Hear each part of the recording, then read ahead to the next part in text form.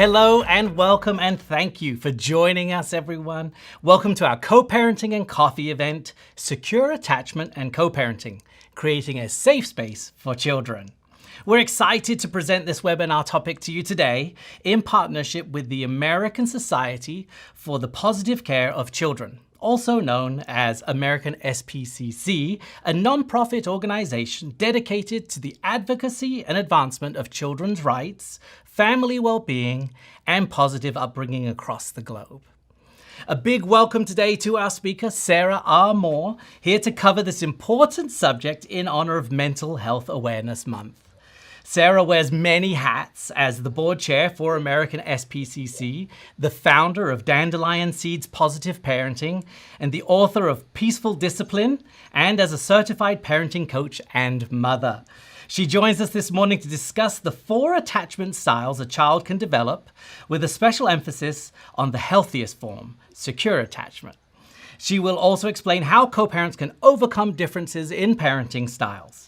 Thank you so much for being here today, Sarah. And with that, we can jump right in so we can cover as much as possible. I'm so thankful that you're here with us today. So to begin, could you please explain to us what are those different attachment styles? If you could tell us what those 4 are, please. I would be happy to, and thank you for having me. I'm excited to delve into this big topic with you. So, good news for everybody for starters. There's actually no quiz at the end, and none of us walks around with a badge saying, I am securely attached, versus any of the other primary attachment patterns that people have. So, as I go through the 4 patterns that we tend to see most in society, some of this may resonate with you from your own upbringing. Some of it may resonate as far as what you are observing in your children. Couple of other quick notes. The names for the primary attachment patterns for children actually differ just a little bit from the names that we give adults, but doesn't really matter so much what we call them. What we know is what it looks like relationally when we are in relationship with other human beings. So if you're hearing me call something that's just a little bit different from what you read online or whatever, that's probably just fine. We're just going to talk through how these things typically manifest, even though I will do some attachment name dropping as well, if you will. So excellent. For starters, the primary attachment style that we really want to nurture in our children is exactly what you said, Sam. It's secure attachment. This is the healthiest form of attachment, where I'm going to use the word parents, but obviously that's just my shorthand for any caregiver who is doing the work of raising children.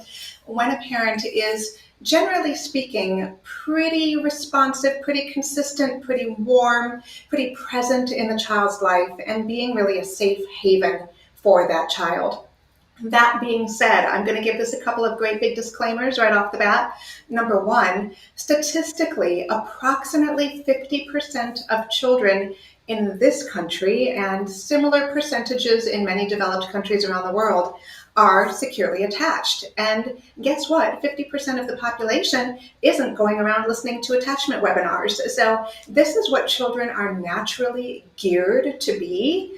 So I want to begin with that word of encouragement and say, statistically speaking, your child is more likely than not to be securely attached, just because that is how children thrive best. It's how the human race has continued to evolve and succeed. Now, that being said, the next major attachment pattern that I'm going to talk about is avoidant attachment. This one is actually really confusing because a lot of people think it is secure attachment. They know the words are different, but what it sometimes looks like is the baby or the young child who hardly ever cries, or the teenager who never really shares much of what's going on, and they seem more or less okay.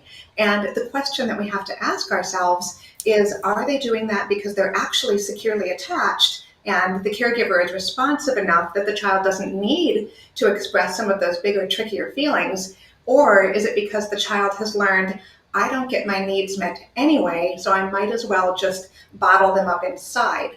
So what we would look for in the parenting to check whether or not an avoidant attachment style is perhaps at play is the parent or caregiver generally more cold emotionally? Are they more dismissive of the child's feelings? Are they more likely to have a lot of anxiety and just sort of have this constant tension in the home. That child may very well learn my parent or caregiver either doesn't respond to me or they're so busy with their own stuff that I'm better off just fending for myself. And I know there are going to be some parents here who are going to worry, oh no, that might be my child.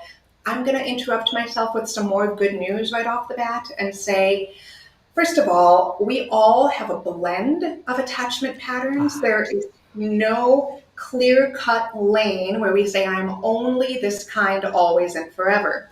Second bit of good news is that we can earn secure attachment with support as we go through life. So this is not a life sentence for anything. So as I go through avoidant attachment and the next two that are coming up, I want parents to know that whether it's you as the adult or your child, healing is always possible. If I had one thesis statement for this whole discussion, it would be that. So Okay. thirdly, I'm going to talk about what some people call a resistant attachment pattern. Some people call it an anxious attachment pattern. And really what that looks like is that the adult is extremely inconsistent. Sometimes I'm going to be warm and caring and show up for you. Other times I can't, I won't. Go deal with it yourself, child. Now, that being said, as human beings, we all do some of that, and I want to normalize that.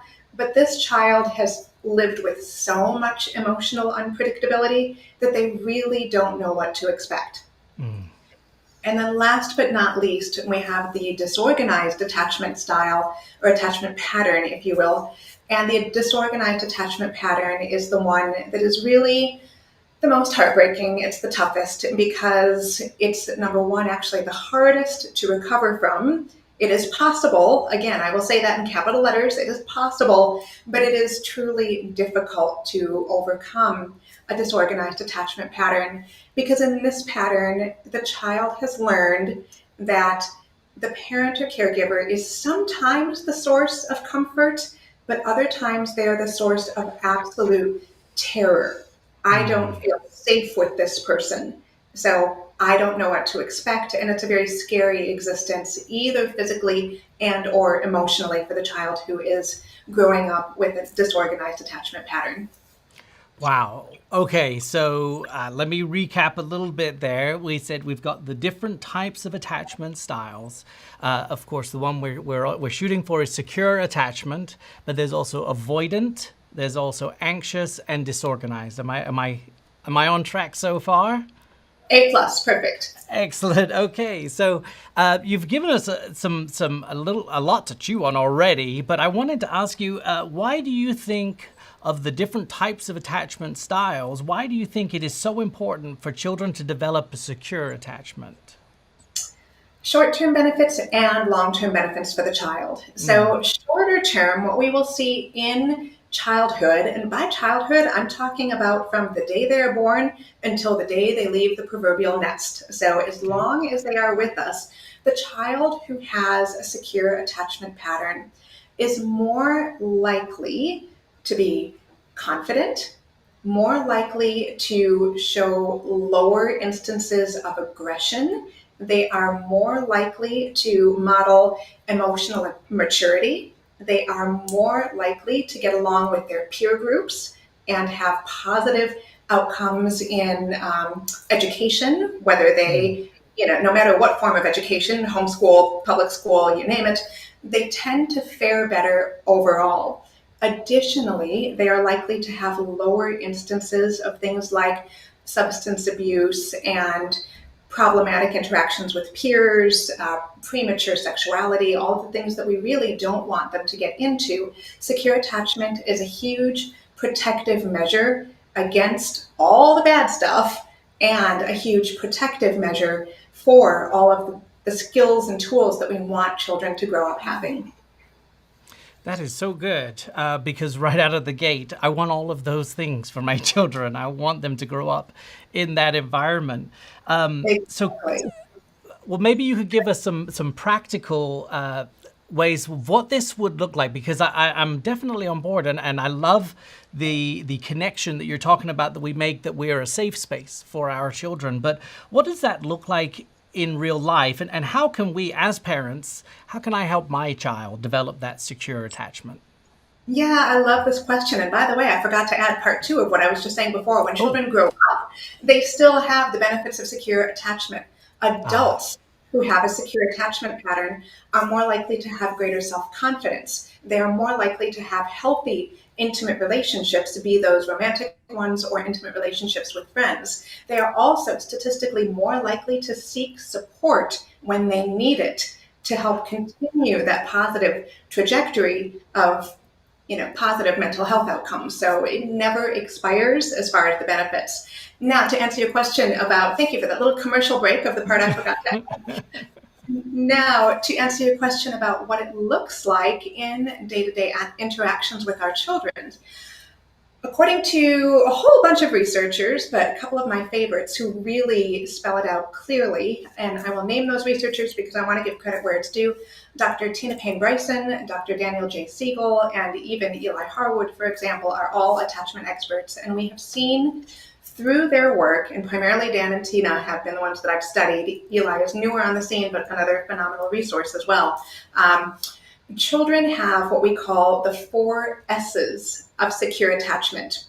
okay. I will go through each of those and I will give specific examples of what those might look like in a co-parenting. And I will, just for bonus points, throw in, let's say it's a somewhat contentious adult relationship that the child is exposed to, perhaps on a regular basis. So, for starters, I will say what the 4 S's are, and they represent seen, safe, soothed, and secure. Those are the 4 S's of secure attachment. Again, there's no quiz at the end, so for anybody who's like, oh gosh, I forgot about the third S, it's okay. But when you help a child feel seen, what it might look like, for example, is emotional validation. So I know, being the child of divorced parents, sometimes my parents would fight in front of me, and sometimes those fights were extremely volatile and extremely scary for me as a young child. And it would have been very helpful to me to feel seen in those moments if either one of my parents had come to me after the fact and said, hey, Sarah, I imagine that was a really scary thing for you to see. I want to talk through that with you so that you can make sense of this story and that you feel supported and you can share with me anything that you need to so that you don't have to carry this around as toxic stress. So simply validating what's going on from the child's perspective and not talking them out of it. And, when we talked about, for example, the avoidant attachment pattern, what we might do that would be a mistake would be, oh, it's no big deal. They'll get over it. They see us fight all the time. It's not a problem. That would be more likely to feed avoidant attachment. But conversely, with secure attachment, it would be the parent who's brave enough to say, I bet that was really scary for you. So that's an example of helping the child feel seen. One more quick example with seen, and I won't give tons of examples for all of these, but let's say in the moment my parents were arguing and it was scary for me. If one of them would have had the wherewithal to actually pause the argument and acknowledge that I was in the room, literally see me and say, I see that this might be really overwhelming for you.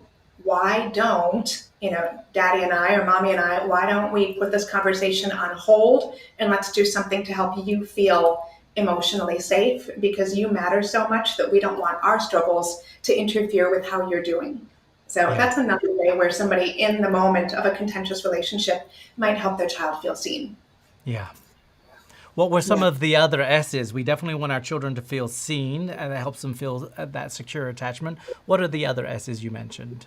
Yes. Second one is safe. Not only do we want to, as the parent, be the one to protect our child from harm, be it physical or emotional or any other version of safety that we can imagine, we also want to make sure that we are not the source of it. So if we go back to disorganized attachment for a second, the mistake that some parents might make is to be really wildly scary in front of their child, even if it wasn't directed at their child, But if the child perceived a lack of safety just by being in proximity to that adult, that child will probably say, I don't feel safe right now because I know you have the potential to be that scary my way, even if it wasn't Yeah. directed at me that time. So our job as parents is to say, I'm not only going to protect you from harm, I'm also not going to be the source of it. I am going to protect you. I am going to take care of you. I've got your back, sweetheart. The next one Wow. is soothed. Now, when we soothe our children, particularly when we think about attachment patterns, soothing generally relates to any time a child is sick or hurt or scared. I'm going to focus on scared because that's sort of the theme of what I've been talking about here. Yeah. If a child feels scared, but they are perhaps sent to their bedroom while the adults finish the argument, that child very likely isn't going to go to their bedroom and say, wow, this is actually just like, rainbows and unicorns in here. I still feel scared. I brought that stress with me and now I don't know what to do with it. Yeah. So we really do need a parent to be brave enough to either in the moment or after the fact say, I've got you. Do you need a hug? Do you want to go for a walk together? Whatever it is, so that the child doesn't feel that they are alone with their stress. Yeah. And then last but not least, secure. Secure sounds a little bit redundant because we're talking about secure attachment, but really we want to be our child's safe place to land, no matter what stressful events they might be encountering, either within the home or outside the home. So some of the mistakes that parents make are, for example, forcing their children to be too independent, saying, well, you're old enough that you should be able to handle this. Another mistake that parents often make when they are in a contentious co-parenting situation is actually what we call parentification of the child, where the child takes on the role of soothing the adult, or at Yeah. least not adding to the adult's stress. So a lot of us who were raised in homes where there was a lot of stress grew up sort of taking care of our parents one way or another, and that can create a lack of security for the child. So again, just to Yeah. recap, safe, soothed, and secure are what we want to go for to help create that secure attachment pattern. Well, and it occurs to me that being seen, being safe, being soothed, being secure, those are core emotional, like being feelings. They're not things you can rationalize. They're not things we can do facts and figures to make somebody feel more seen or safe or soothed or secure. So in that instance, how detrimental do you think it is for a child to be raised with different parenting styles, whether the parents are raising them in the same household with different styles or whether they're completely separate lives, but having those different parenting styles, how detrimental is that to the child? I love this question because it's so incredibly common. And I want to normalize to everybody who is listening to this, it's extremely common. We all have Yeah. our different families of origin. We all have our different stories and our different attachment patterns that we are bringing into relationships. So honestly, the only way that you would be completely on the same page all the time is if you were co-parenting with yourself. And that's not what we're talking about here. So it is perfectly okay to have differences. Yes, it can be confusing for the child somewhat, but Mm. kids are smart. Kids are resilient. Kids are always going to do what they need to do to try to get back to a more secure place again. Now, more likely is that over time the child will learn. I have learned, now I'm going to take a traditional family, if you will. Let's say mom lives in this house and dad lives in that house. I might learn if I am the child that, you know what, when I go to mom's house, I can have as many cookies as I want, but not so much screen time. If I go to dad's house, I get all the screen time I want, but he doesn't even keep cookies around, whatever it may be. Kids simply learn this is how it is with this individual person versus another. That being said, over time, and I'm not going to make it about cookies and screen time right now, I'm going to make it about emotional safety. I might learn as the child, this is actually the parent who helps me feel safer. This is the parent where I can really open up and be my authentic self. This is the parent who I can trust with my stuff without Hmm. feeling ashamed or belittled or, whatever it might be. So over time, whether I'm a little kid or an older kid, I am simply going to learn, I feel safer here. Doesn't mean I don't want a relationship with the other person, but I'm going to pick and choose who I really bare my soul to, because Yeah. whoever I have a more secure relationship with, I'm probably going to feel more comfortable being true to myself with as well. Oh, Sarah, that is so good, because then we can look at this rather than being detrimental and confusing for the child about having different parenting styles. Instead, we can look at this and say, well, we're going to have different strengths because no matter what, we are going to be raising our children a little bit differently. But as long as those needs are being taken care of, as long as our children feel that secure connection, they feel seen and they feel safe and they feel soothed and they feel secure, as long as we can make sure that collectively we are providing these, right? So do you have any practical tips for co-parents who may have maybe a more contentious relationship in this co-parenting situation, but to get on at least on the same page with the parenting style, or being able to fill in those gaps for each other?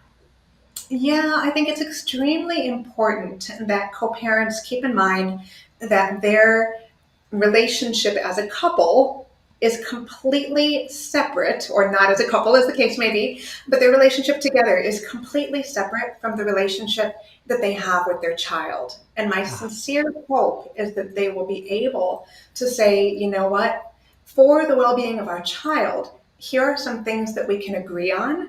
We want to make sure that our child feels safe with both of us. What does that look like?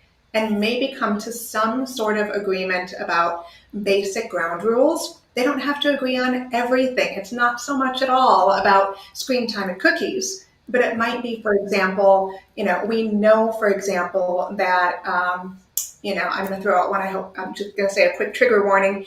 Uh, Physical harm, spanking, things like that are only associated with negative outcomes. So my sincere hope would be, for example, that both parents would be able to say, that will never happen in either of our homes. Let's make this promise for the well-being of our child, that that's not something we have to fear in either one of our habitation spaces, because we know that our child is never going to have to face that no matter what. That being said, I know that there are plenty of couples who have divorced or separated just because that's something where they could not come to agreement on.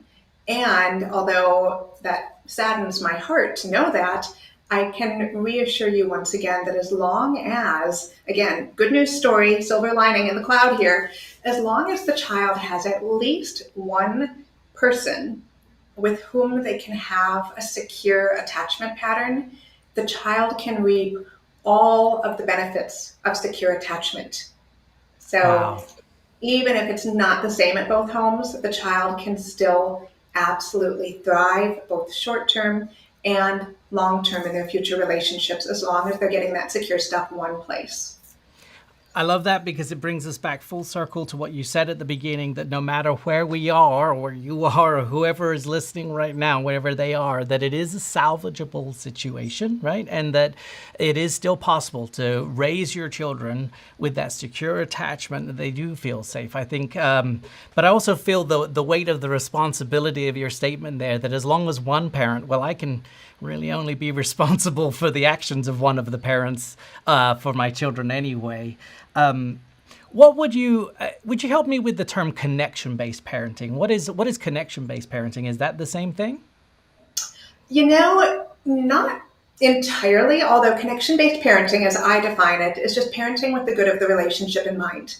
Ah, It's not so much about, in fact, it's not about controlling the child or raising a child in an authoritarian home. We know that that also is linked with negative outcomes. It's more of a collaborative approach to parenting, and I coach parents ah, all around the world on this, so I want you to know support is available, and this is a global movement that is happening.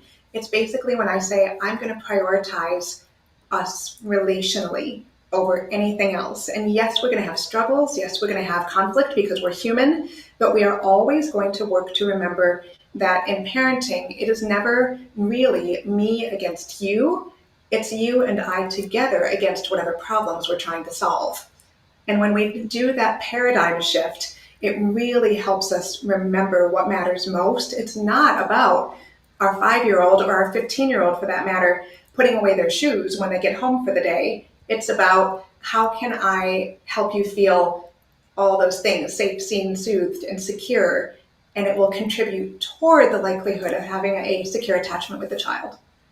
My goodness, that is hard when you're tripping over the shoes, though, for the fifth time, right? In the week, to remember it's not about putting away the shoes. Yes, absolutely. Yeah, that's really good. Well, then let me ask you, what advice would you give to parents who are trying to get started out with peaceful discipline, even when it's hard and it's stressful and everything seems to be working against them? Yeah, I'm so glad you asked because it's called Welcome to Being Human, particularly if you are in a co parenting relationship where there is stress. Of course, you're going to have stress, and of course, it's going to rub off on your kids a little bit. So, I want to normalize being human is hard sometimes. And the very best thing you can do to really start living peaceful discipline, peaceful teaching. By the way, discipline does not mean to punish, it means to teach. I want to be very clear about that. When we are peaceful in how we teach our children, best thing you can do is start by being so gentle with yourself. People often come to me and say, well, what's a parenting strategy or a tool that I can start using to be more peaceful? That's certainly part of the equation. But the first thing I want all parents to know is that you make sense. If you were angry yesterday, it was for a reason. If you were stressed yesterday or overwhelmed, it was for a reason. Nothing about you is broken and everything about you makes sense. So when you can be so compassionate with yourself and talk to yourself like your very best friend in the whole entire world would and say, I'm here for you. We're going to work through this. Yeah, that was bumpy and I tripped over the shoes for the 100th time this week and I hate it when I do that. But I'm just going to show up for you and know that you deserve kindness too. When we can say that to ourselves, I also deserve kindness and compassion and gentleness. Even as I say that out loud to you right now, I feel myself softening a little bit. Mm-hmm. And from that place, I have more peace to share with my children because it's not going to happen from the outside in. It has to happen from the inside out. Wow. I love it. I ask you, what's the best way to focus on helping your children? And you start out and say, well, first of all, make sure you're focusing on helping your own heart too. I like that. That's powerful. And these have been such good techniques already, and I'm learning so much. Thank you. Thank you. Thank you for having me. Well, and I know that the people that are watching live right now have been asking lots of questions, and they're such good questions, and I want to allow us some time to answer some of those questions. So if you're okay with this, Sarah, I'd like to read some of the ones that have been coming in here. This is such a good one right away from John. He asked, how can parents incentivize an antagonistic co-parent to adopt a more consistent and loving relationship with their children for the sake of everybody involved? Such a good question, John. Thank you for asking this. First of all, that's incredibly awkward and incredibly hard. So I want to normalize that you are not alone if you're experiencing this. It's a legitimately challenging situation. The bad news is we can't change anybody else. We are really the only person who we can influence. We can make sure that we are doing everything we can to provide that secure attachment to our child or children. So keeping in mind that the only person we control is right here is really the most important first step. And know that as long as you are doing your part to provide secure attachment to your child, that's really the most you can do. That being said, some parents will make the mistake if they see some of this behavior happening with the co-parent of criticizing the co-parent. Why are you doing this? What's wrong with you? Can't you tell it's not working for our child? I just watched this webinar about secure attachment and you're doing it wrong. And guess what? That's the quickest way for them to turn their ears off and say, here's yet another reason why I don't want to listen to you, because I don't feel emotionally safe with you to receive this feedback. If we know anything at all about brain science, is that people have to feel emotionally safe in order to be receptive to new information. So some of that wording might look instead, in fact, I'm going to give you a book recommendation. Marshall Rosenberg wrote a brilliant book called Nonviolent Communication. I highly recommend it for all humans on planet Earth, no matter your age or size or whatever. But there are some brilliant strategies in there Additionally, I am going to invite you to use words like, I'm noticing. That's a very neutral statement. It might sound like, I am noticing that after our child spends time with you, they're exhibiting some of this behavior. And here's another catchphrase I really like, I'm curious what you think might be going on that they're bringing this behavior home. And when you invite that person to be introspective, they are much more likely to self identify and perhaps level up their parenting and do some of the inner work that will be required to overcome whatever internal challenges they're facing, rather than having them feel accused and simply shut you off. So I hope that feels supportive to you. That's so good, because I know in these more contentious, sometimes even competitive situations, there becomes that little bit of an imbalance, and where we correct for the other parent, who then overcorrects the other direction. But I love that you can't compete the other person in providing safety or security or soothing or the being seen for your children, right? I think that's so good.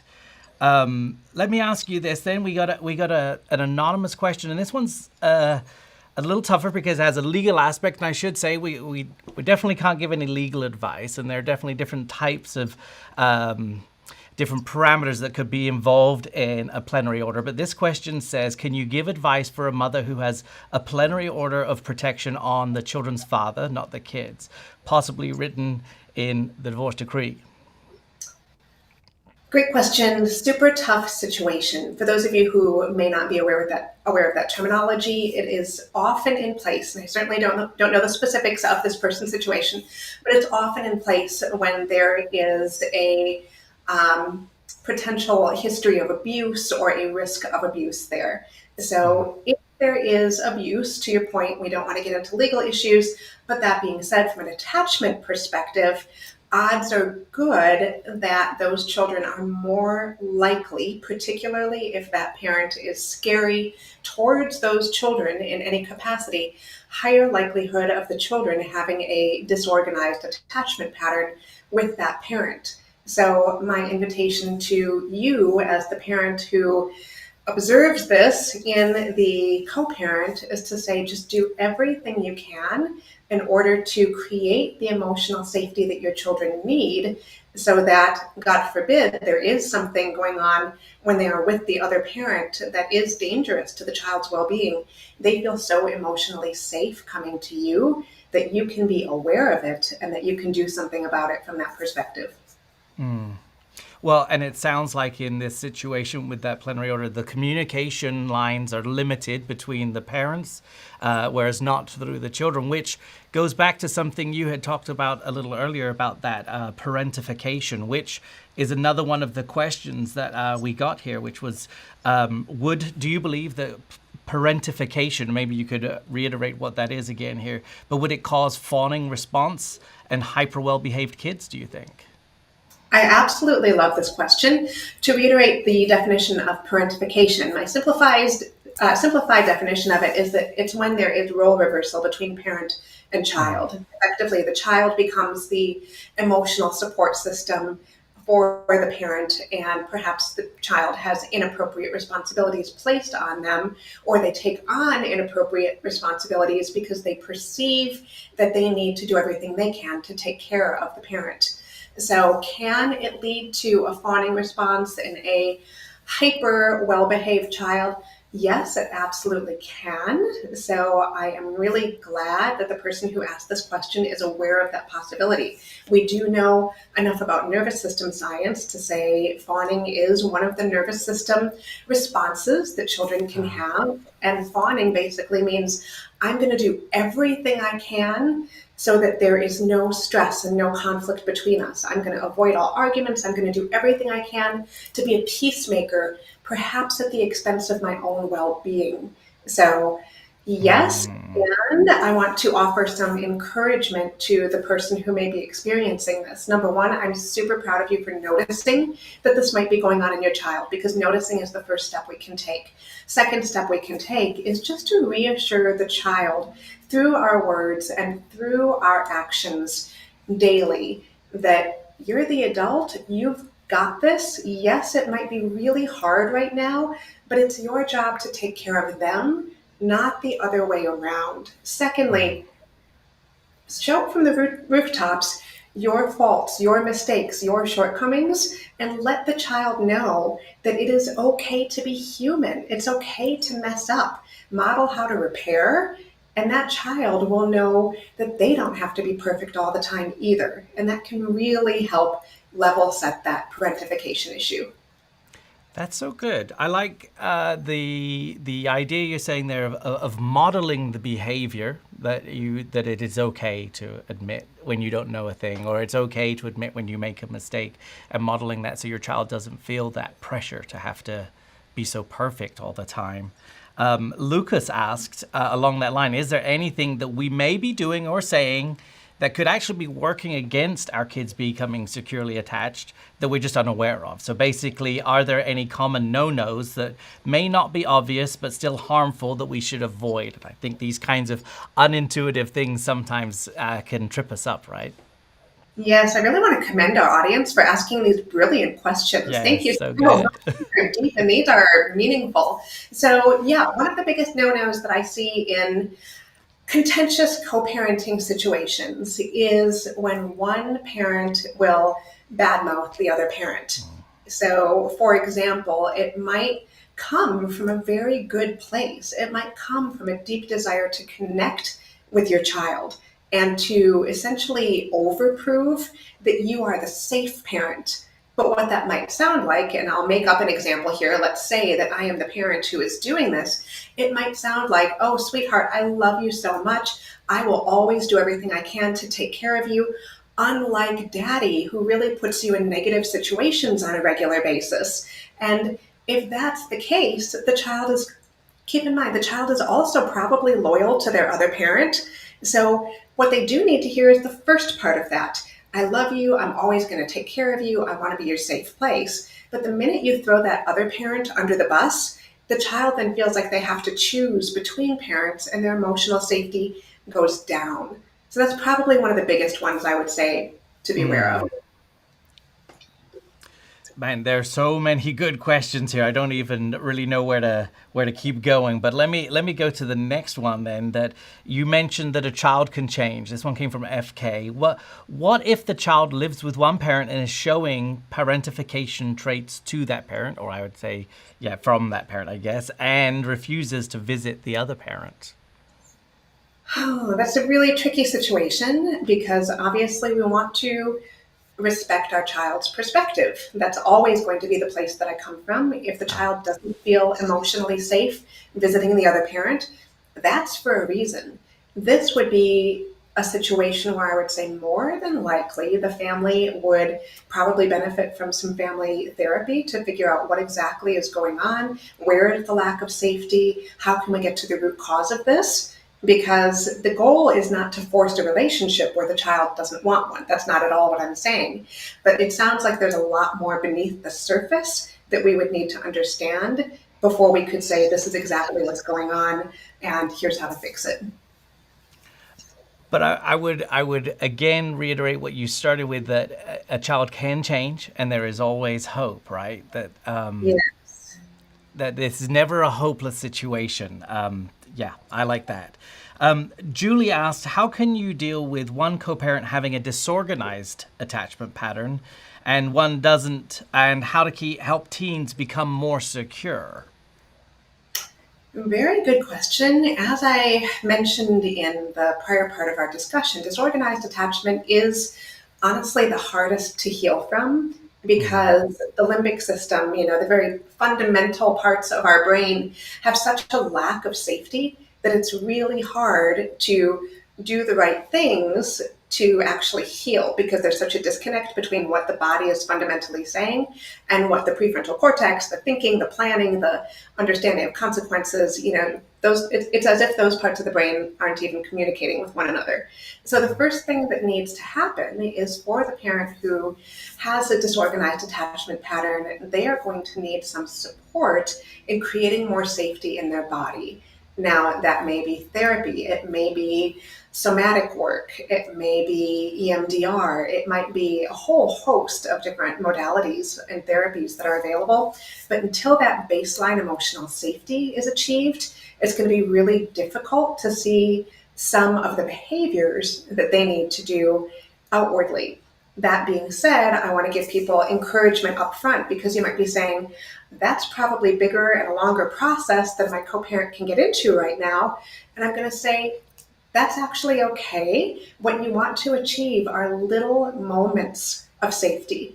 We're not necessarily looking for constant safety all of the time. If you can help that co-parent, or maybe you are that co-parent, just create those little moments of safety and be aware of them.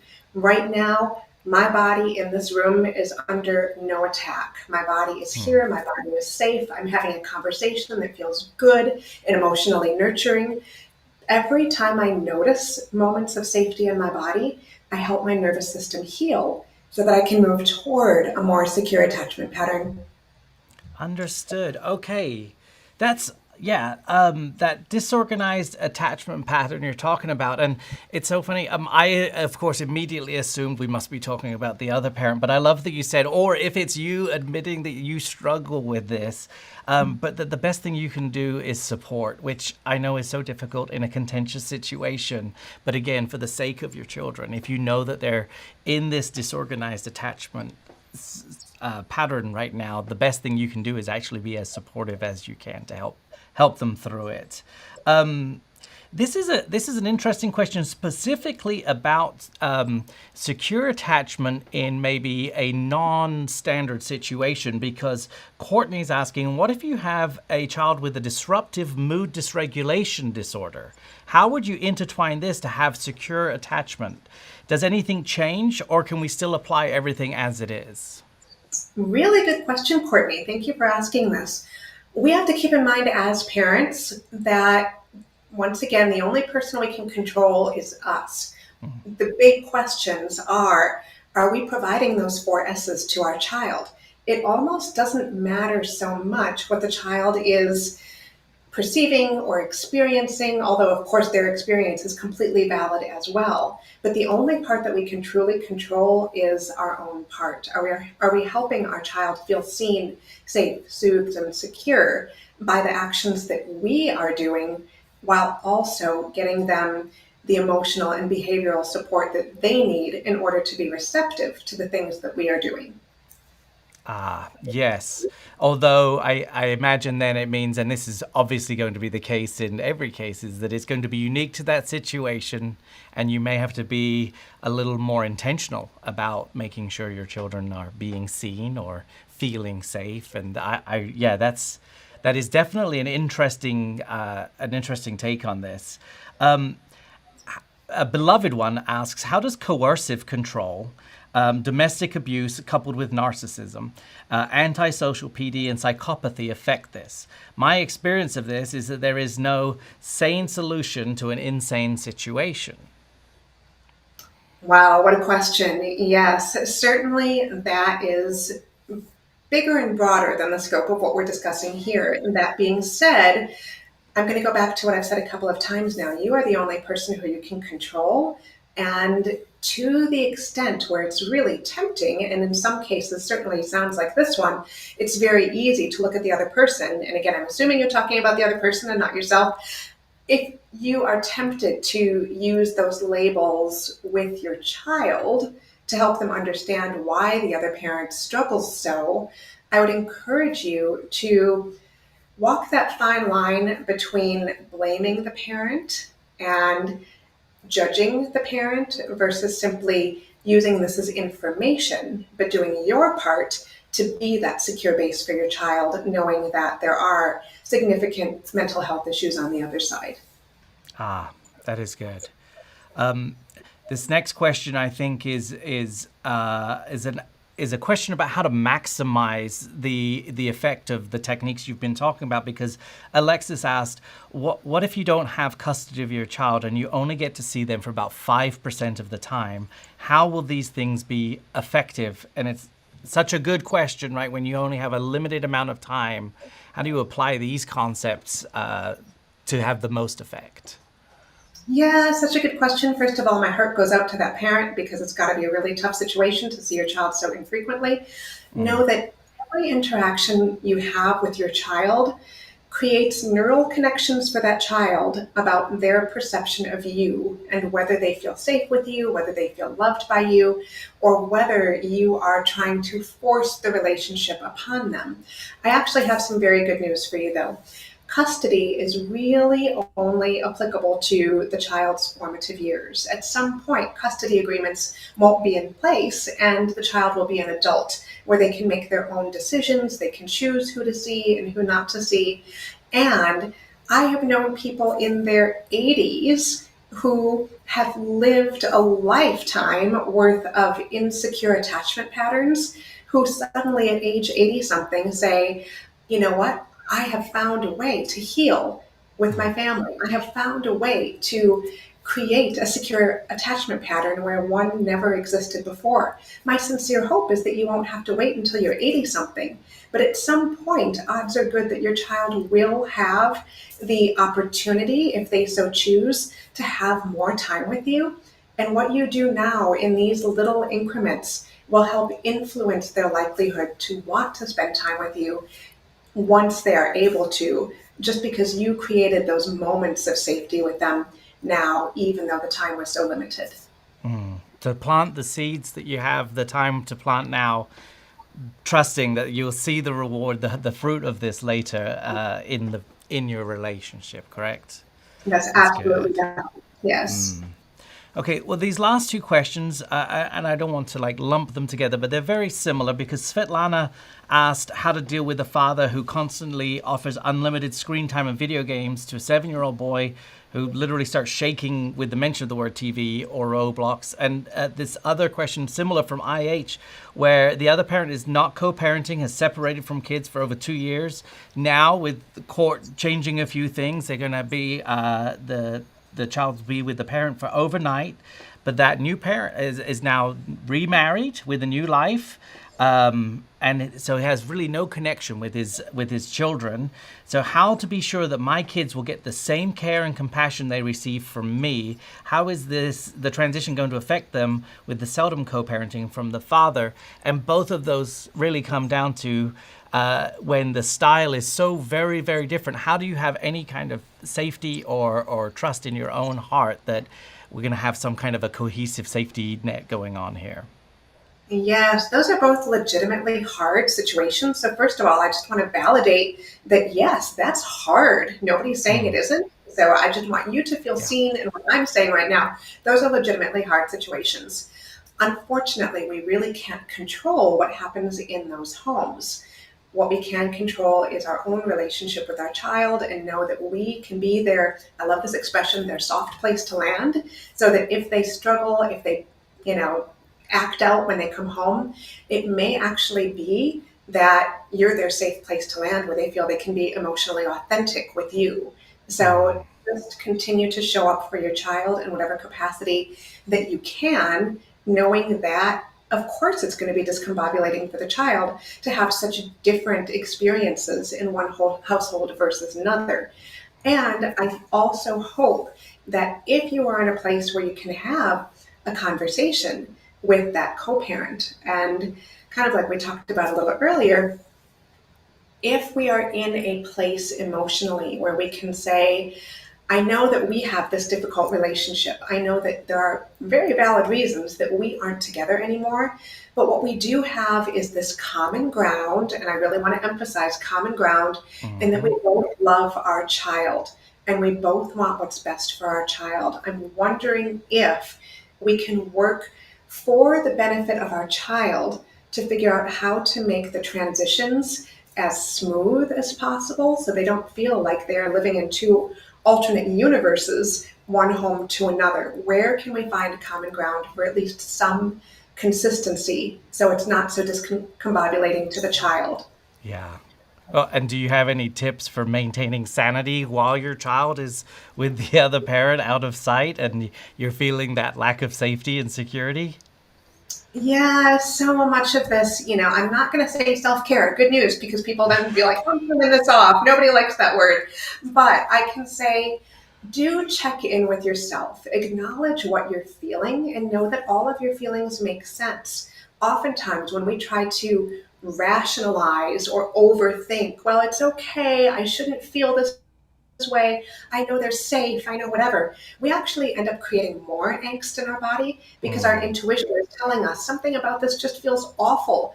Instead, although it might be counterintuitive, I would invite you into that space of, oh, this is so hard. This feels absolutely chaotic. I'm angry or I'm sad or whatever. I miss my child. The more you let yourself feel those emotions, the more you actually create a continuous experience within your body where you validate, and essentially, if we go back to the 4 essence of secure attachment, you mhm. see yourself. I feel seen by me because I know that I make sense. And the more I can validate my own experience, the less I fight against reality. And therefore, the more easily I'm able to feel it, heal it, and then move on from it. And I did see, by the way, that John asked about the 4 S's of secure attachment: seen, safe, soothed, and secure. We can provide those things to ourselves as well in those moments of internal strife. Yes. Now, let me ask a clarifying question on the safe or secure, because you had touched on this, but providing a space where your child can be completely candid and know that that they are, that is that the safe, or is that the secure that we were talking about there, that they can just talk to you about what's on their heart? It's a very blurry line because Yeah. when we create that emotional safety for the child, that increases their security as well. Ah, So, okay. Yes. yes. Well, because the reason I asked that is because we've gotten several questions that came in on advice where the other parent is maybe keeping information about the child from them or keeping the child away. But, even when your own kids, when you need to get that information from them and it feels like you're trying to get blood out of a stone, what's your advice in that situation, whether it's with the child or with your other co-parent? But again, that being able to communicate candidly. Candid communication really comes down to active listening. And active listening means I am listening to understand rather than listening to respond. When I listen to respond, the child is more likely to feel judged or emotionally unsafe, or as if they don't really have that space to keep talking and sharing because they know we're just going to cut them off with what we believe they should be doing or whatever. But instead, when we simply do our very best, and I acknowledge this is a hard thing to do, but take our judgment out of it and almost pretend like we are an investigative reporter. You can imagine, and bear with me for a second while I do this analogy because I think it helps elucidate the concept.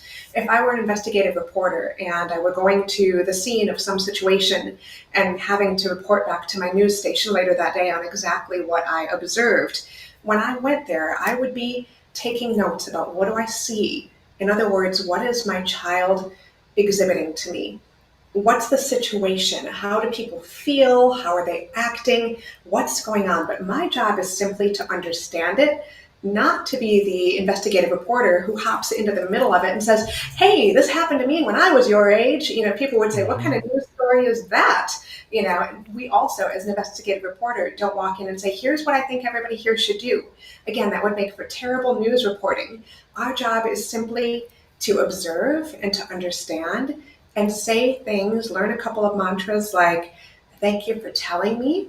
Can you help me understand more about X, Y, or Z? I really want to hear why this matters to you. And we ask those open ended questions and make those safe statements so the child feels like we are really there to understand them rather than to judge them or tell them what to do or make them feel wrong for not sharing more. When children do feel emotionally safe, think about how it is when you're talking to your very best friend on the whole entire planet. You want to share your stuff with them because you know that they're just going to listen without making you feel wrong for whatever it is that you're sharing. It's exactly that same concept for the child. Lastly, I do want to clarify one thing that I said.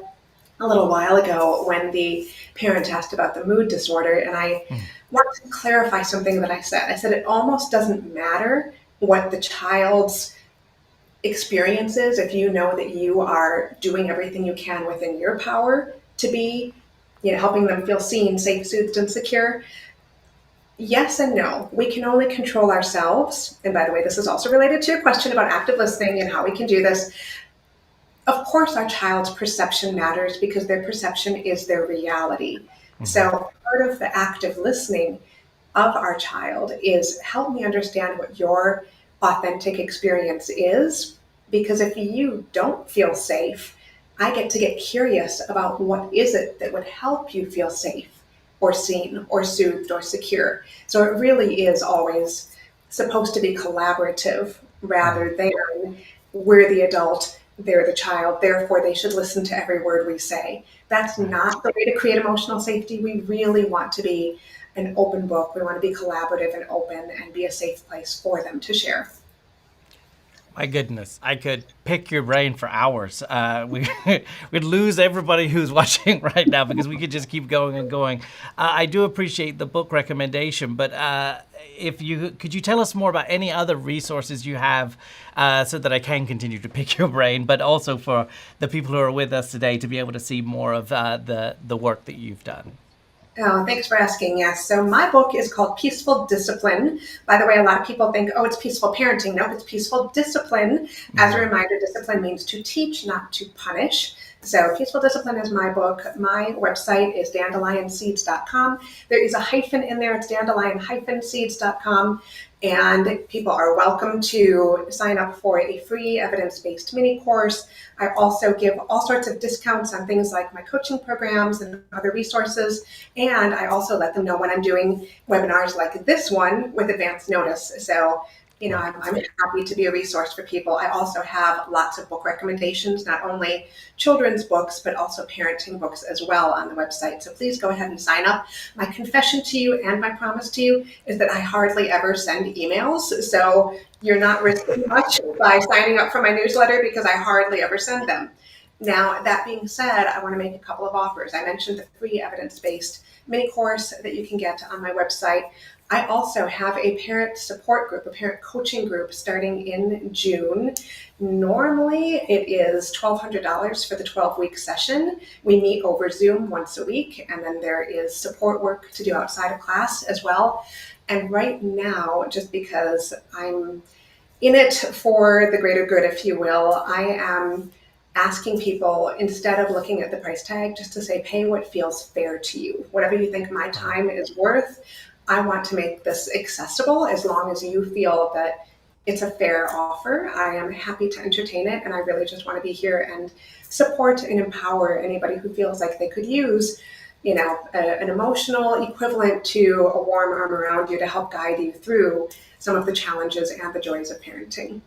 Wow, that is lovely, and what a generous offer. Thank you so much for imparting your wisdom, for sharing your experience with us. I know I've learned so much just today, and I know we've all benefited so much. Thank you, Sarah, and I do look forward to speaking with you again, and I'm sure you'll be hearing from a lot of the Talking Parents people here today who've been furiously taking notes and documenting as well. So thank you so much, Sarah. Thank you sincerely, and thanks to everyone who showed up today.